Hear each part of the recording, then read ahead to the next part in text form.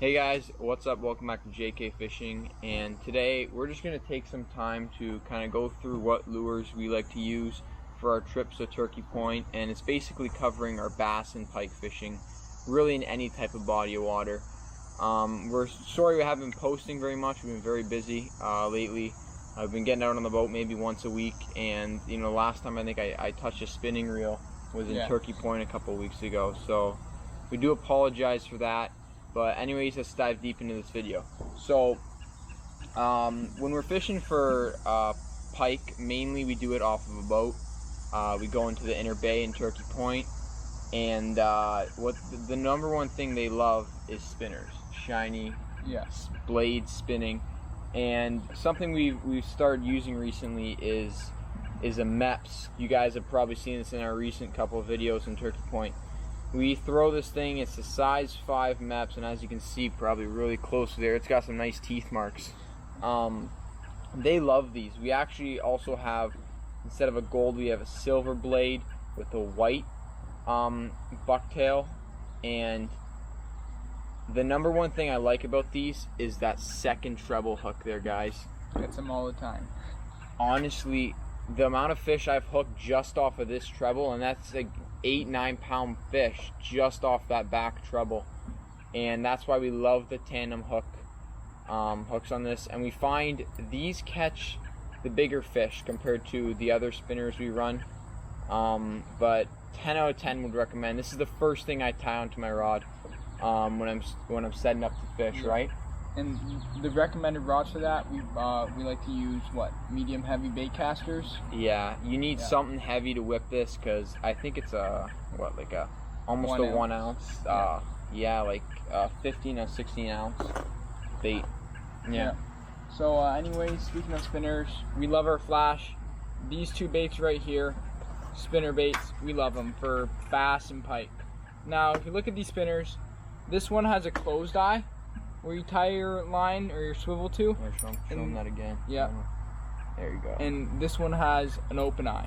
So I generally prefer the ones with the closed eye, because then your swivel doesn't get messed up. But the problem with the closed eye is a lot of times your line might wrap around like the spinner blade and could get frayed a little bit. And the other difference between these two is the spinners. So this is a willow blade. It's a larger blade, and usually you get more of a vibrating feeling off it, and this one has both a willow blade and a Colorado blade. Me personally, although you guys probably have different opinions, I like the single willow blade because I find that it doesn't get tangled as easily, and it just looks a lot cleaner in the water, in my opinion. So the number one reason why we and many other guys who fish the bay love their spinners is because you can adjust the depth you're fishing it at. The bay, there's an inner channel that runs to about 12 to 14 feet deep, and the weeds come up about anywhere from 6 to 4 feet under the surface, and maybe even 2 feet under the surface. So you can work them fast to get them past some high weeds, and then drop them low to sink and get them right above those low sitting weeds, and it keeps in the strike zone. You don't hook as many weeds. And whereas with a lure, usually if it has a certain diving depth, if you're constantly reeling it in, it might dive down into the weeds or stay too high up. So speaking of lures, this is another lure we've been using a couple times out in Turkey Point. This is a live target 5-inch perch. Right? It looks incredibly realistic, and if you guys have fished Lake Erie, or at least heard stories of guys limiting out on perch, I think we mark bait balls of perch when they're trolling for walleye, and there's a lot of perch here. So number one thing to do is match the hatch, and this thing does.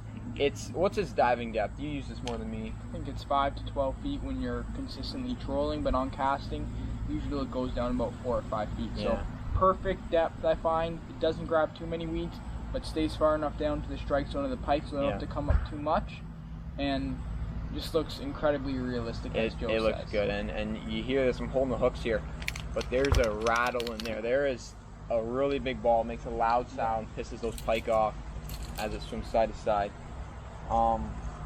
Another thing we like to use, and I'll let Johnny talk to you guys about this one, is these small husky jerk, Rapala husky jerks. Yeah. He loves them for bass and pike. Yeah. This is the baby bass color. It's a 3-inch husky jerk. These are suspending lures. I have tried larger husky jerks out in the middle of the bay, but the problem is they don't tend to get as deep. And yeah, I love throwing these for bass, pike, anything. Like a little pike will come up, eat this, bowfin too, you'll get hits from them on. And I've even caught fish like rock bass, crappie, and bluegill on these because it's such a small offering.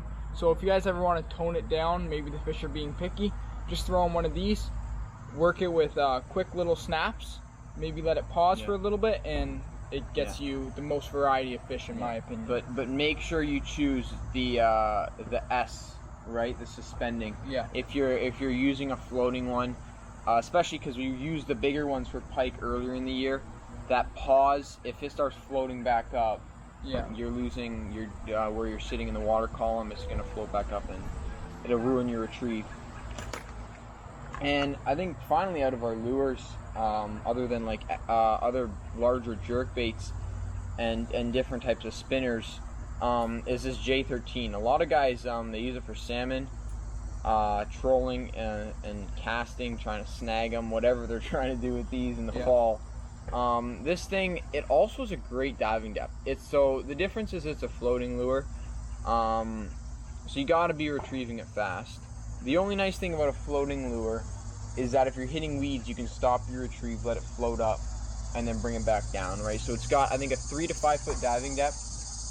Maybe a little more, but depends how you work it once again with most lures. If you're ripping it in as fast as you can, it's going to go down a little deeper, or if you're trolling it, it's going to go down deeper than if you're slowly reeling it.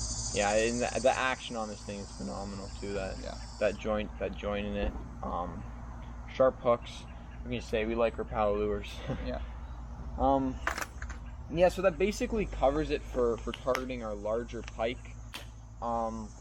There's not much else we'll throw. We like to stick to what works for us. When we try new things, if it doesn't work, we're abandoning it pretty quickly and going back to what we like. And if the thing doesn't work, we switch back to what we know, and 95% of the time that's still working for us too. So guys, quick thing before we move on to what we use for bass. This is like an honorable mention. These little curly tail grubs. You can get Mr. Twister tails or even non-name brand ones. These you fish with anywhere from 1/16 ounce jig head to a 3/8 ounce jig head, and I don't know what this looks like in the water, but whatever it is, it looks tasty to the fish. We love them. Yeah, we've caught pike on them, we catch bass, you catch little panfish. Anything. Yeah. Bowfin. If it's a predator, it'll hit one of these. Let's just say that. Yeah, the tail action is something else. You even hook carp on them too in the. I snagged a carp on it before. Yeah. So they catch anything. Yeah. Yeah. Anyways, on to bass, and before we mainly fish for largemouth in there. We like to get in right on the weeds in the shoreline because Turkey Point and Long Point Bay offers something pretty special. Is those weeds on the edge of the lake and how it gets so shallow in that like 2-3 foot depth. Yeah. It is. Most of Lake Erie, it's like beaches and stuff. The largemouth, we find them that they're not really on the beach. We get like the big pencil reeds around the edges, and generally it's pretty calm and protected in there. So yeah, Long Point Bay definitely offers a pretty good largemouth fishery. It's something else, just pitching weedless and wacky in there. But before we get to that, this bad boy, this is Smallmouth Candy. I'll show you a better color. You have this one. I like. It's got some weeds on it still. It's got the blue top. I usually put that on the belly. I don't know why it's rigged like that, but it looks like a goby. Okay, so usually when that's flipped, right, you're dragging it, and it would have the bottom. I like it blue, a different color, right, contrasting. Maybe get some shine in there, but it looks like a goby. And all you do is you just drift with your boat, or you slow your drift with your electric trolling motor. We don't have the privilege to have that, but you basically just drift. You find it. You cannot use this in weeds, or it won't turn out well. Yeah. But usually when you find those patches anywhere from like 8 to 10 feet, even more, but when you hit like the 8 to 10 foot range, that's when you get the weeds, which is why we fish the bay, because the weeds stay alive during the winter in that deeper pocket of water because it stays warmer. But these things, you just drag them along the bottom, and if you ask any smallmouth fisherman on Lake Erie, that's their go-to bait. Yeah, this bait mimics around goby, and recently, in the past 10 years or so, people have noticed that smallmouth and the native species are starting to really eat the gobies, whereas before when they were originally introduced, they were kind of like shy of them because they didn't know what they were. But yeah, definitely gobies are what you want to mimic, and with those tube jigs you match the hatch. Yeah. Now on a largemouth, this combo just use Wacky hooks, doesn't have to be VMC, and this is a 5 or 6 inch, it's like a watermelon or a green pumpkin colored Senko. This is what we use for largemouth. This bait has gotten more hits than anything really for us with bass, although you can use weedless if the weeds that you're fishing don't permit a Wacky. Yeah, this bait just works amazing for us. We prefer to go weightless.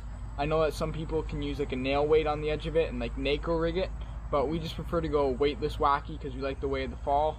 And I don't know what it is about this bait, but the way it falls, 95% of the time, if there's a bass in the area, you're gonna get hits on the fall. Yeah. So my go-to bait. You can use other colors. I've just found that darker colors generally work well. Based on water clarity, you can switch it up. But yeah. There you go. That's #1 bass bait. That's all we throw in there. Yeah. Really. Whenever we're going for largemouth on the marina, along the shoreline, and we don't really fish for them in open water, so yeah. Wacky's the way to go. Yeah, that's basically all we throw. We stick to the basics. We don't stray too far. We'll try out different lures here and there. But if you guys are, beginning to fish for pike or bass in Lake Erie or any similar lakes, that's what we throw. If we're trying out a new lake or we're going there. So yeah, I hope you guys found this video helpful. Stay tuned, subscribe, maybe like it. Hopefully we'll get out some more videos. I'm not making any promises, but yeah. We'll see you next time.